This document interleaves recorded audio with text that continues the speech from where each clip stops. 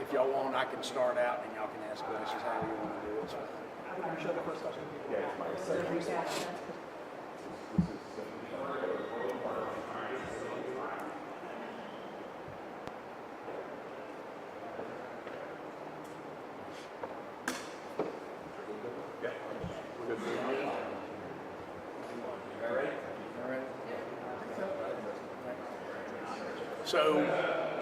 So last night, as you all know, we were coming back from Wilson from a series of events there, along with Representative David Willis was with me, Dan Gurley, who's Deputy Chief of Staff, and then Officer Jason Perdue, who was driving, who was our General Assembly police officer assigned to us. And coming down the highway, and this fella, we were going highway speeds, came up behind us at a high rate of speed and rammed into the back of us once, then hit again, then hit at least a third time, maybe even a fourth time. Officer Perdue turned on the blue lights at that point. Then the guy goes around us. We fell back, followed him, calling it into Highway Patrol and the other agencies. Fellow then drives for, I don't know, maybe 5-6 miles, literally stops in the left lane, and then kind of pulls off to the side, onto the side there. We're there and waiting. A few minutes after that, Highway Patrol officer shows up, and then not long, a lot more troopers, Wake County Sheriff show up, and then they end up arresting the guy. They actually took him in an ambulance. I'm informed, and I believe the statement's already out, that he's been in charge with impaired driving. You can imagine, though, when we're driving in the vehicle, it's an unmarked police Tahoe that we have here. We travel. You can imagine on the interstate, many of us have been rear-ended by a car, unfortunately, in the past, but normally that happens on the street or happens when folks are stopping. But when you're moving at highway speeds and another car approaches you at a higher rate of speed and it hits the car not once, not twice, but 3 times, you can imagine the kinds of things that are going through your mind at that point, that it's intentional. But fortunately, I tell you, Officer Perdue did an amazing job keeping control of the car. It was, had it been somebody without experience in that, car could have wrecked, could have flipped. You never know what could have happened. The situation was handled. Police responded well.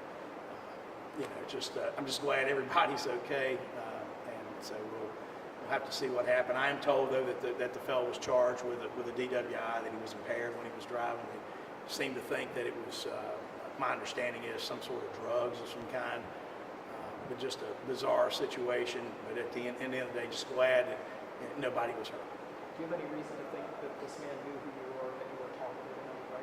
No, I don't believe we were targeted. I'll tell you, at the time it was happening, it certainly felt that way. But when he, kind of seeing everything after the fact, with the fact that he was impaired and all those circumstances, I don't think it was targeted. So, oddly enough, if he had to hit a car, it's probably good he hit us instead of somebody who's got trained law enforcement driving the vehicle, instead of just a young driver, an elderly driver. Who knows? Because getting hit, I've talked to a couple of police officers since then. That hit at that speed of a car, y'all seen this, could make a car spin out, flip over, all kinds of bad stuff. So thank God we're all just all right. Well, what did happen to the car when you all felt being hit? Did it shift the car at all? Was it, just took the impact?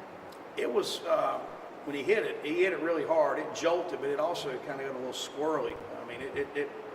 It wasn't just like a straight hit and move forward. It got a little squirrely, but Perdue kept it under control and kept calm. And so, but like I say, the guy hit us 3 times, and when he turned on the blue lights in the car, you wouldn't know it was a police car unless you see that. The guy goes around us and fell behind and followed him. I wouldn't say it was a high-speed chase or anything like that, but it was highway speeds. But then what was interesting, and I just thought about this, is there was another car ahead of him in the left lane, and he kind of recklessly went around that car, and then it was like I think we were the first thing that he hit that slowed him down, to tell the truth. But he just kept going. I don't even know if he knew what he was doing, but he certainly shouldn't have been on the road. So what lane were you in at the time when you got hit? We were in the right lane. We were in the right lane. And then he went over to the left. So we were in the right lane, and then he went to the left, and then we fell behind in the left. As I can remember, you can imagine, these things happen really fast. And of course, sirens on, blue lights, all that. And we're trying to get the highway patrol and the other folks that we get involved. So what led him to stop? I don't know. So what he actually did, not only did he stopped in the middle of the highway. And he stopped in the left-bound lane of 64 or 87, whatever it's called there, and then finally kind of pulled off to the shoulder and just sat there. So at that time, we're thinking, okay, was this intentional? What's going to happen now, right? This guy stopped. And he just stayed in his truck the whole time. And then a few minutes later, so we had the first trooper, and then a few minutes after that, I don't know how many officers there, but it was a lot. And I got to say, they did an amazing job. So Jason was able to contact Highway Patrol. Did he have a radio, or did he call on the cell? He was on the phone, I was on the phone, and I don't know, maybe Dan was on the phone too. I think three of us called on the phone. One basically? One of the, Okay, something. yeah, something like that, yeah. In all, how many of you were in the car? 4. Yeah. Representative Willis and I were in the back, Dan was in the front, and then Purdue was driving. Did Officer Purdue have any idea that he was going to be hit, or were you guys just having a conversation, and next thing you know, you're being hit?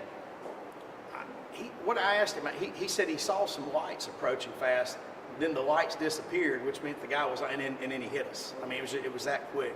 So I don't know, I don't want to estimate how fast he was going. I mean, we were clearly going at highway speeds in the 70-mile-an-hour zone, and this guy was on us in no time. And, you know, the first hit, that was strange enough. The second hit and the third hit, you're feeling like, who is this? Is this somebody trying to run you off the road? And so that's what got everybody obviously a little excited at that point. But I don't know that I doubt he knew who we were. I mean, I don't know what's in the man's mind, but it sounds like he was impaired. And you know, I'm told he resisted arrest, and I'm told he's right now already out of jail on unsecured bond. Did you or anybody from your office ever take any contact with him? Did you notice him at your events earlier in the day? No, we don't know. Have no reason at all to think that he knew who I was or any of us in the car, or even that it was any kind of law enforcement vehicle. You mentioned your concern that he's already back out on the street. Can you kind of explain that a little bit more?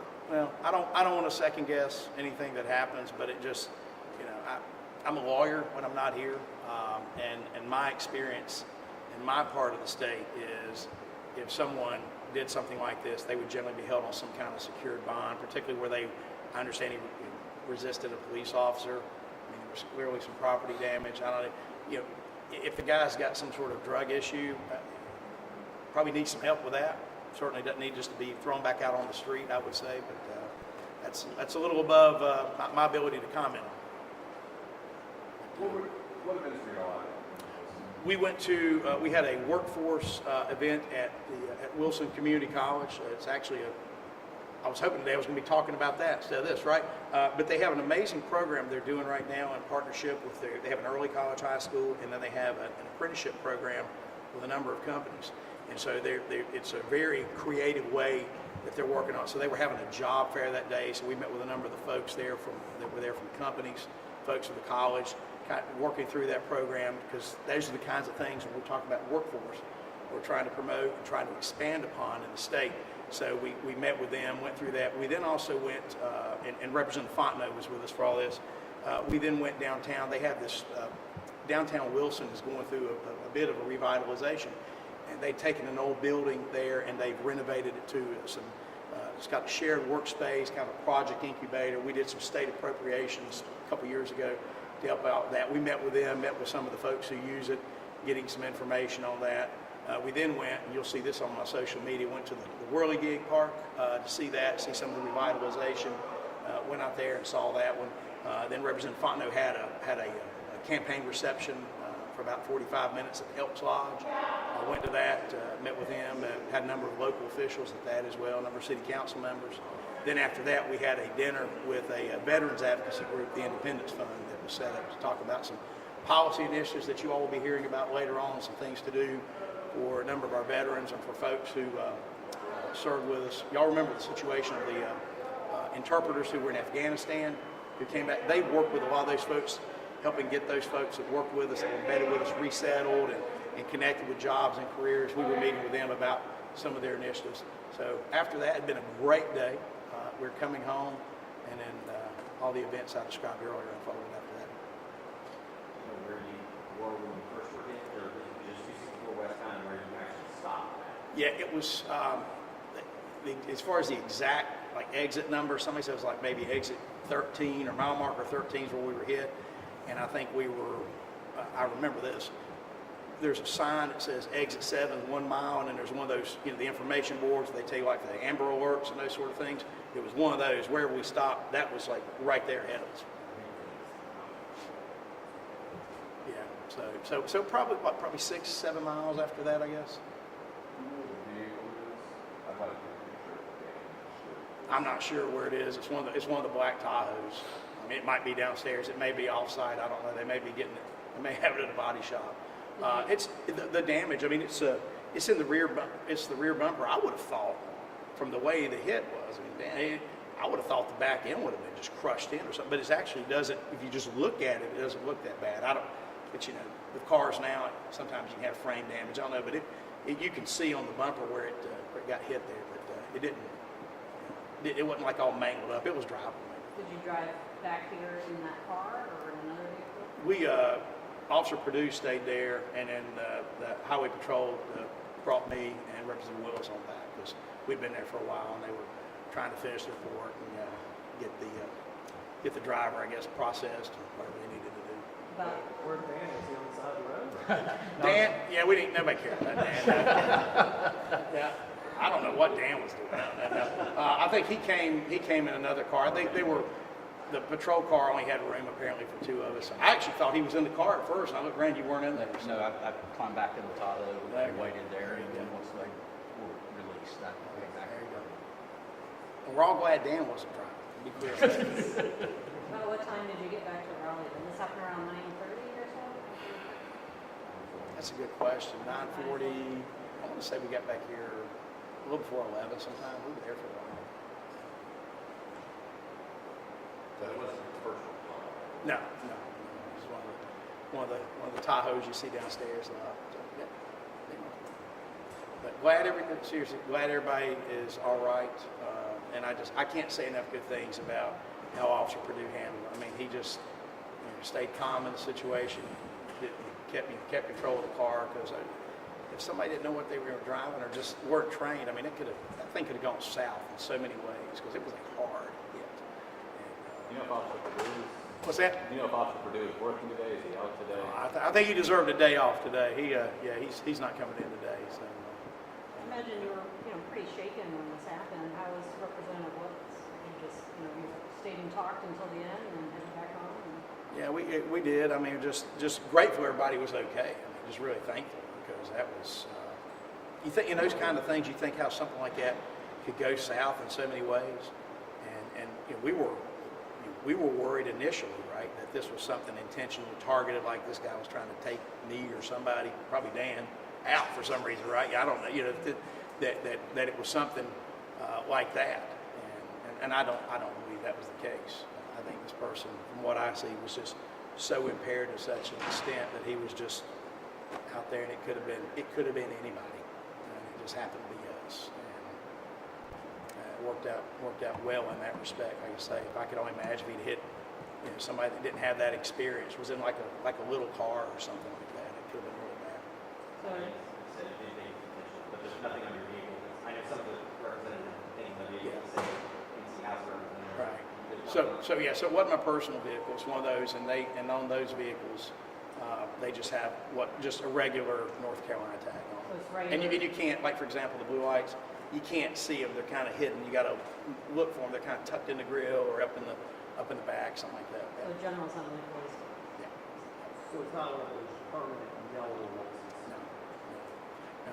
Generally, just staff. Those are usually staff. The 2 police ones that they use. There's the one that's marked, but they don't drive it that much. It's not in that great a shape. But there's 2 of the black ones that are police vehicles, and they have the white tags on them.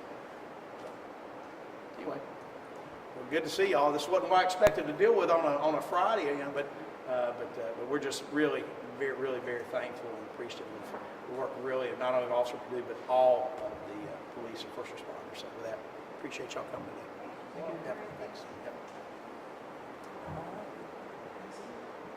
Struggles how to tell a long story in a short way.